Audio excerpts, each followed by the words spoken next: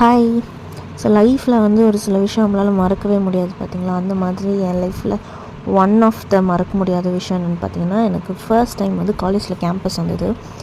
So அது வந்து company எவ்வளோ பெருசு அந்த மாதிரிலாம் நான் சொல்கிறதுக்கு வரல. பட் ஸ்டில் அந்த ஆக்சுவலாக அந்த இன்டர்வியூவில் வந்துட்டு ஒரு குரூப் டிஸ்கஷன், எனக்கு குரூப் டிஸ்கஷன் மட்டும் ரொம்ப பயம். ஒன் ஆன் ஒன்லாம் ஈஸியாக அட்டன் பண்ணிடுவேன். இந்த ஜிடி அப்போ எல்லோரையும் ரவுண்டாக ஒரு 10 to 11 மெம்பர்ஸ் உட்கார வச்சுட்டு கொஸ்டின் என்னென்னா, what would be the first thing you will do if you are invisible அப்படின்ற மாதிரி கொஸ்டின் கேட்டாங்க.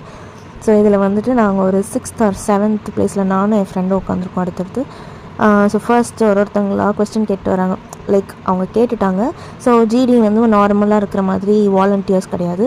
ஜஸ்ட் இது வந்து லைனாக ஒருத்தங்களா அப்படியே சொல்லணும். ஸோ ஒருத்தங்க ஒன்று சொல்கிறாங்க. நானும் என் ஃப்ரெண்டும் வந்து இது சுத்தமாக ப்ரிப்பேர் பண்ணல, ஜீரோ.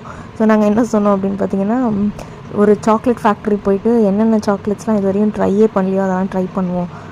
எல்லோரும் ஒன்று சொல்கிறாங்க. செலிப்ரிட்டியை பார்க்க போவோம், இவங்கள பார்க்க போவோம், அப்புறம் அப்துல் கலாம் மீட் பண்ணுவோம். அந்த மாதிரியெல்லாம் ஒரு பயங்கரமான ரேஞ்சிலலாம் நாங்கள் இவ்வளோ சில்லியாக இதான் சொல்லிட்டு இருந்தோம்.